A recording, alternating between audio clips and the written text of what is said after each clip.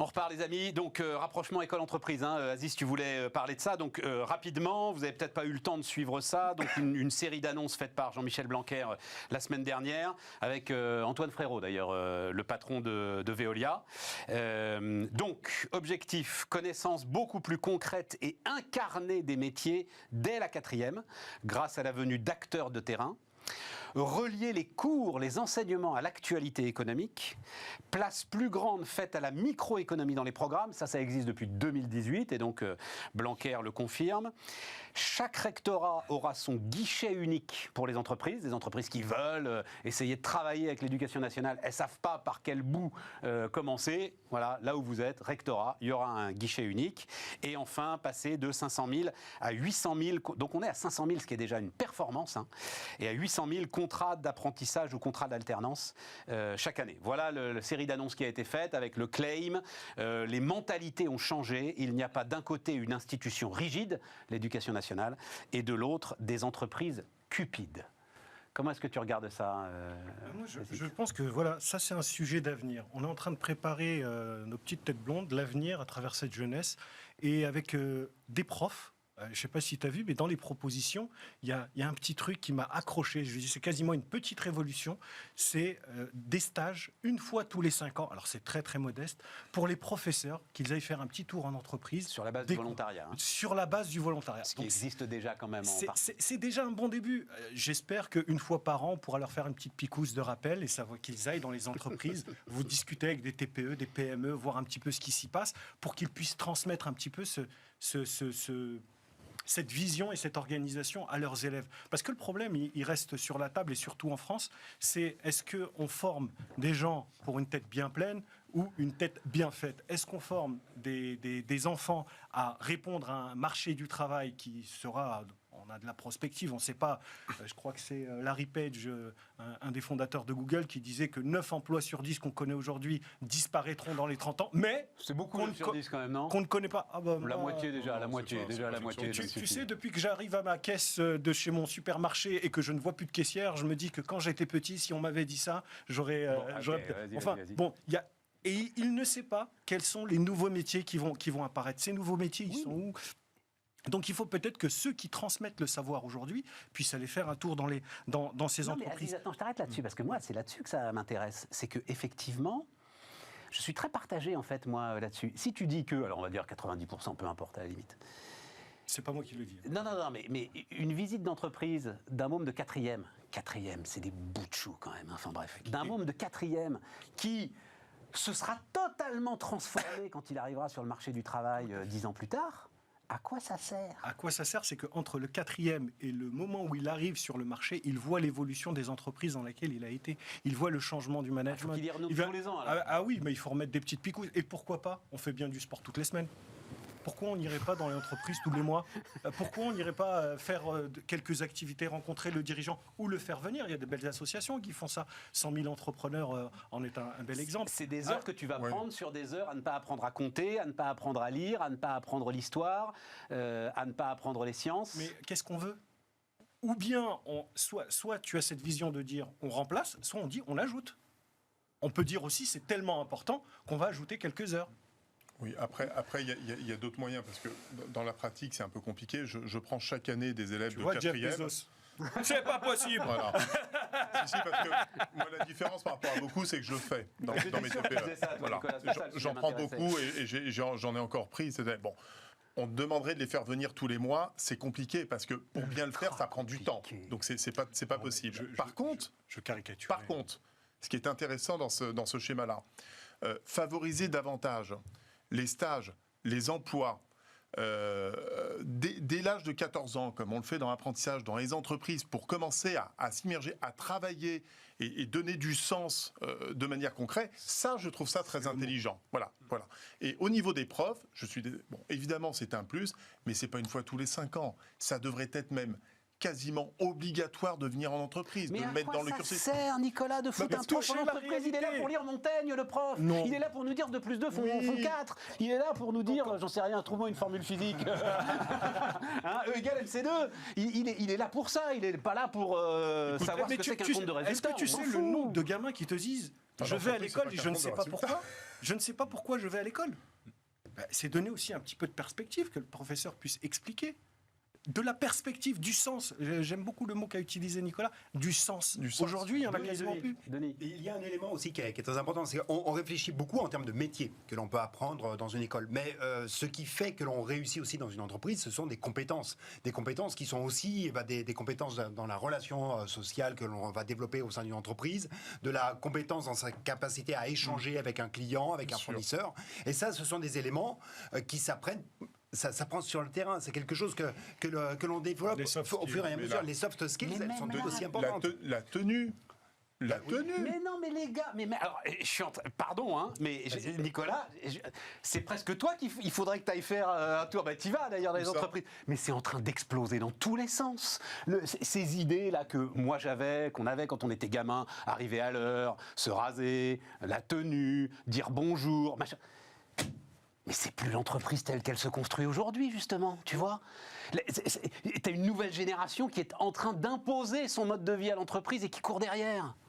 Mais c'est aussi, en fait, l'apprentissage du travail collectif.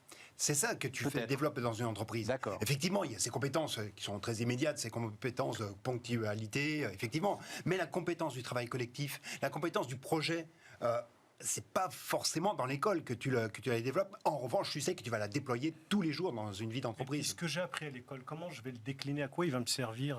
Comme à tout ce bagage-là demain ou après-demain, à quoi ça va me servir? Pourquoi je suis là et où est-ce que je vais? Encore une fois, c'est une question de sens. Le gamin qui est en 4e, en 3e, qui est à l'école, on lui a dit d'apprendre. C'est ses parents qui lui ont dit, pour avoir un beau métier, ouais d'accord, sorti des quelques schémas qu'on peut tous savoir, pompiers, policiers, geeks sur Internet, etc. Ok, mais pourquoi faire? Donc je suis dans mon école et je vais faire un tour dans mon entreprise. Je rencontre des gens qui sont peut-être des anciens, qui ont été à ma place dans ce collège ou dans ce lycée, et ils me racontent à quoi ça a pu servir, tout ce qu'ils ont appris là. Donc moi je trouve qu'au contraire, il y a une belle histoire en plus, c'est très humain.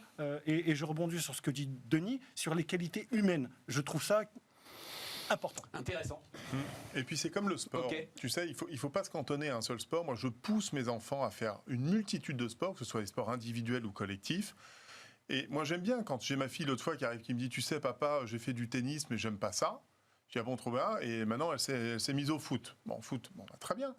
C'est ça aussi de tester. On parlait d'échecs tout à l'heure.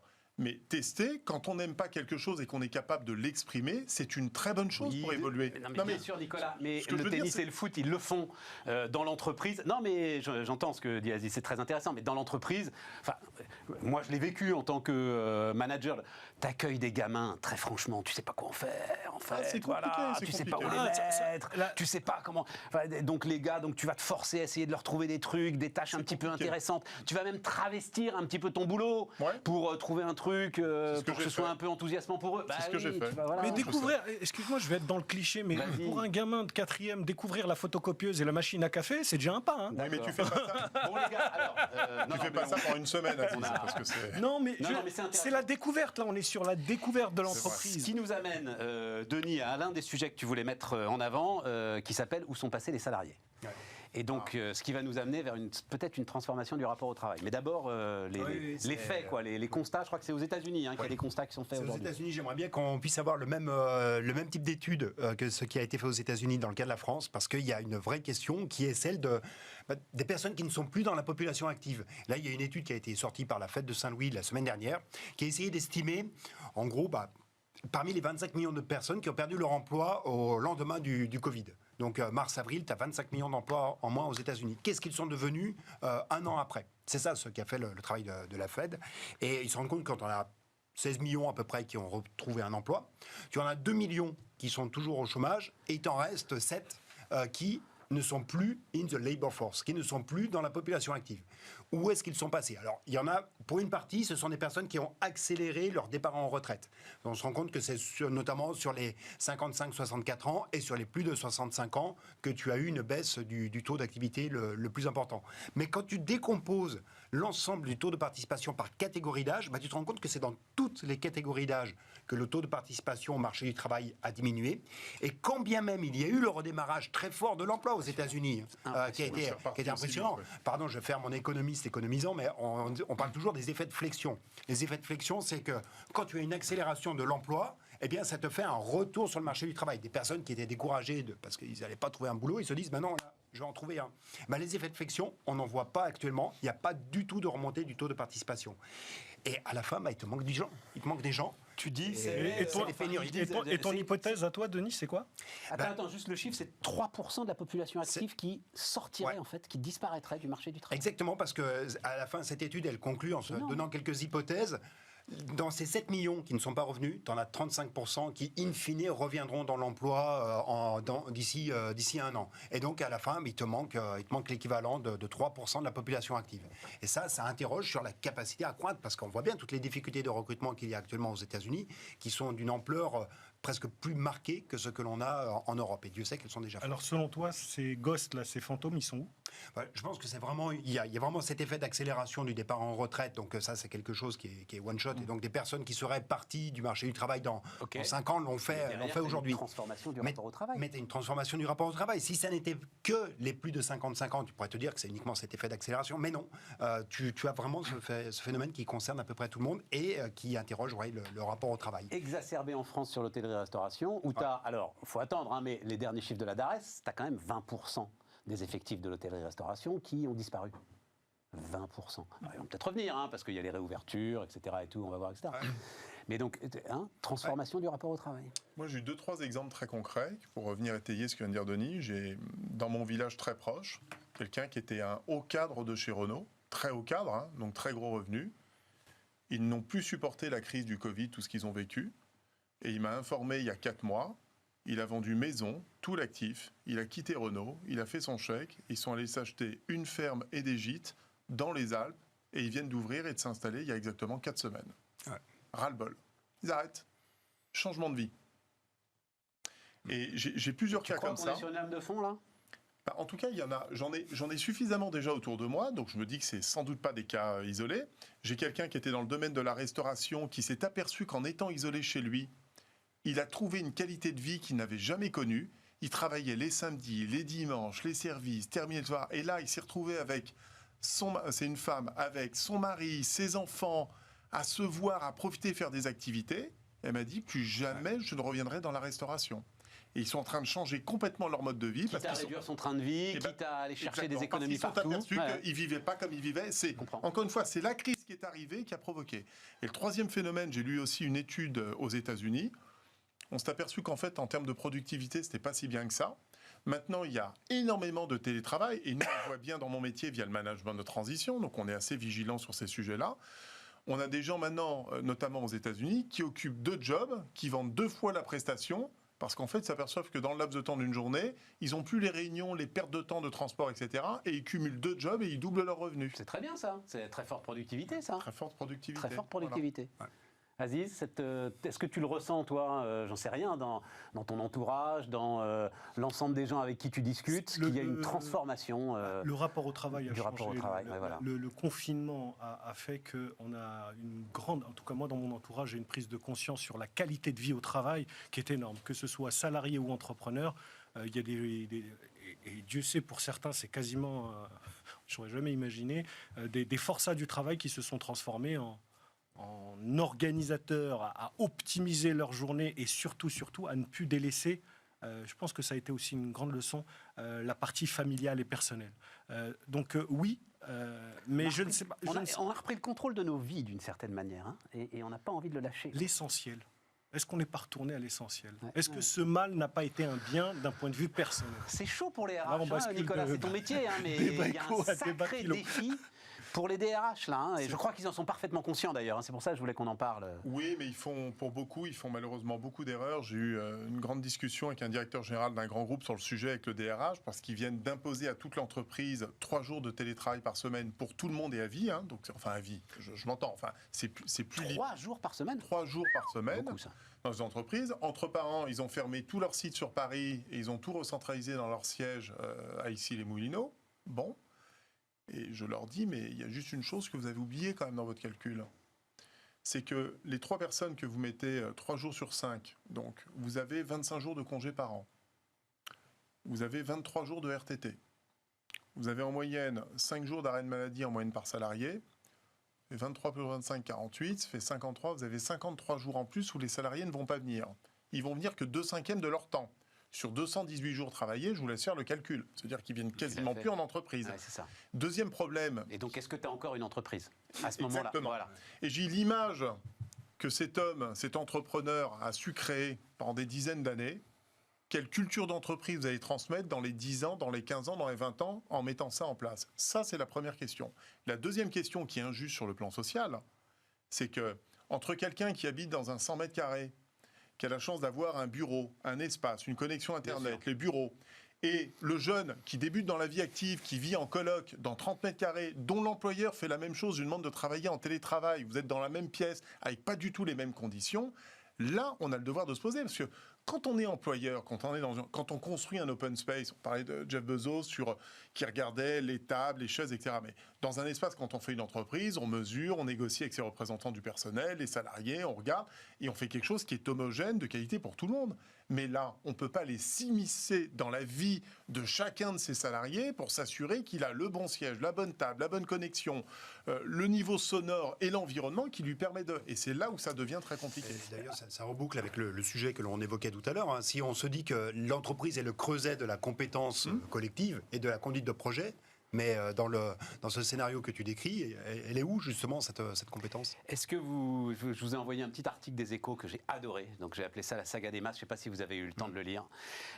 Donc en gros, et alors puisqu'on est sur une journée où on va avoir un plan de relance, machin, et on va encore faire valser les chiffres et les ambitions de relocalisation, je le résume, hein, donc les Échos ont été voir l'ensemble de ceux qui se sont mis à fabriquer des masques, puisque on voulait retrouver notre souveraineté sur les masques, et à l'arrivée, ce qui se passe aujourd'hui, maintenant, hein, le verdict, c'est que 97,3% des volumes de masques achetés par les entités publiques françaises viennent de Chine. Ouais. Directement ou indirectement? Directement ou indirectement, même si c'est parfois des importateurs français. La différence étant, voilà, les produits chinois sont vendus moins de 2 centimes d'euros l'unité, contre 6 à 10 centimes pour les modèles français. C'est quoi la morale de l'histoire, Aziz? La morale de l'histoire, elle est toujours la même avec l'État. Faites ce que je dis, pas ce que je fais. C'est toujours ça avec l'État. L'État, c'est j'achète en Chine, mais mes entrepreneurs, le discours sur la souveraineté économique, sur consommer français, le Made by France, le Made in France, etc. Tout ça, c'est du marketing. Quand on va sur les appels d'offres, il n'y a pas de priorité. Le mieux-disant social, ça n'existe pas. C'est des beaux discours pour les plateaux télé ou les centres-villes. Ça n'existe pas. Tout ça n'est pas mis en pratique. Donc du coup, on se retrouve avec des masques chinois, des entreprises qui, pendant toute cette période, ont fait d'énormes efforts pour se maintenir, pour livrer. On se souvient quand même, il y a eu quand même des petites mains qui ont travaillé. Mais là, on parle de ceux qui ont investi post. Oui, tout à fait. Premier confinement, voilà. C'est de ça dont on parle là. C'est toute la situation d'urgence. Non, mais ça en découle. Ce que je veux dire, c'est que je suis atterré. Je suis atterré parce que, pour moi, il doit y avoir une prime aux entrepreneurs français. Pourquoi ? Parce qu'il y a une dimension RSE et impact social dont on ne prend pas suffisamment compte. Qui fabrique ces masques? Dans quelles conditions?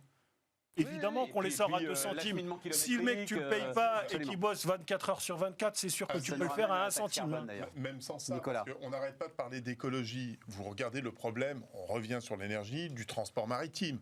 Aujourd'hui, un container, il y a 18 mois, ça coûtait à peu près 2 500 $. Aujourd'hui, c'est 25 000 $. Ça fait x10, avec des problèmes d'approvisionnement énormes et un trafic maritime qui a explosé de 40%, 30 ou 40%, je crois. Bon, c'est hallucinant, parce que les masques, ça prend un volume colossal. Donc, c'est des containers, il faut imaginer des 40 pieds remplis qui arrivent par cargaison complète. Milliard, donc effectivement, ça va prendre de la place. Je confirme. Alors qu'aujourd'hui, ne serait-ce que sur, on parlait de la COP21 par mesure, on devrait axer davantage sur la France pour produire en France. Il y a un coût global du masque dont on ne tient pas compte. Non, mais c'est très intéressant parce que ça t'amène à la taxe carbone aux frontières, en fait, d'une certaine manière, Denis. Oui, mais il y a en fait aussi l'ensemble des éléments de coût. C'est très intéressant ce qui se passe actuellement sur le transport maritime. Quand on regarde le coût d'acheminement d'un conteneur de Shanghai au Havre, au Havre, au hasard, ça te fait l'équivalent des 200 km. C'est le même coût pour faire Shanghai-Le Havre en bateau que pour faire Le Havre-Paris ensuite sur un camion. T'es sûr de ça, t'es catégorique Ah oui, là-dessus. oui, Je tout te à fais fait. C'est un confiance. économiste de la mer qui s'est amusé à calculer ça.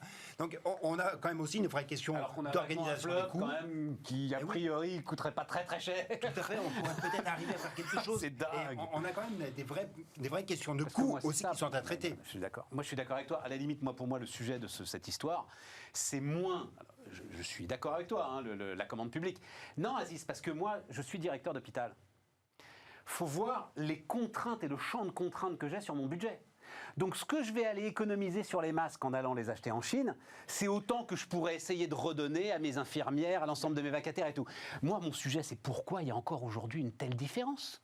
Pourquoi est-ce qu'un masque qui va venir de Chine, dans les contraintes que vous avez expliquées, t'as encore pratiquement, il est 3 fois plus cher que le masque français. Mais non, c'est pas la main-d'œuvre. Tout ça est robotisé, enfin, Nicolas, tu le sais mieux que moi. Tout ça est ultra robotisé. C'est pas vrai, c'est pas la main-d'œuvre. Je veux pas le croire. T'as beaucoup de main-d'œuvre, Stéphane, quand même. Il faut quand même transporter, les charger, transporter, mettre dans les camions. Tu etc. crois que ça explique un coût 3 fois plus cher? Je sais pas, mais tu sais. J'y crois pas. Écoute, on a un Français génialissime, Monsieur Givot, le slip français, qui a créé son entreprise il y a 10 ans en partant de zéro. Il a dit « je produis tout en France ». Il produit dans 34 usines en France aujourd'hui. Il vient de passer le cap des 25 millions d'euros de chiffre d'affaires. C'est possible. Il expliquait que par contre, ses slips, ses caleçons, parce qu'il a largement étendu sa gamme aujourd'hui, il est 30 à 40% plus cher que le caleçon, le slip lambda, parce qu'il produit, il fabrique en France, et il explique que le sujet majeur, c'est la main-d'œuvre en France aujourd'hui. La main-d'œuvre, Mais il a misé sur la qualité. Il a misé sur le Made in France, il a misé sur l'originalité, il croit dans son projet. Je rappelle qu'il a fait HEC, tout le monde lui a dit de ne jamais lancer cette boîte. Tout le monde lui a dit tu ne réussiras jamais à vendre du slip. Et bien il a réussi. J'avoue que je ne connaissais pas le chiffre de son chiffre d'affaires, je suis bluffé. Millions. Il a annoncé là, il vient de passer les 25 millions. Aziz. Non, je voulais rebondir sur ce que tu disais, c'est pas au directeur d'hôpital qui est obligé de gérer son budget, à qui j'en veux, c'est plutôt au-dessus, c'est à l'attribution des budgets, c'est à la réflexion Mais oui, mais alors là, on sort pas à ce moment-là, c'est du déficit supplémentaire. C'est du déficit supplémentaire, donc on fait des économies ailleurs, donc on réfléchit à où on trouve la source de financement. Parce que, encore une fois, si on veut faire vivre nos entrepreneurs, c'est simple, on est tous autour de la table, mon carnet de commandes, vous voulez faire vivre un entrepreneur français, vous lui commandez. C'est aussi simple que ça. Et on revient sur nos histoires de tuyauterie. Non, mais c'est vrai. Je vais finir plombier avec cette émission. Aziz va être pour la préférence nationale bientôt. Eh bien, figure-toi que je le suis, mais peut-être pas si j'avais Monsieur Zemmour ou Madame Le Pen en face de moi. C'est pas celle-là. Être patriote, c'est l'amour des siens, c'est pas la haine des autres.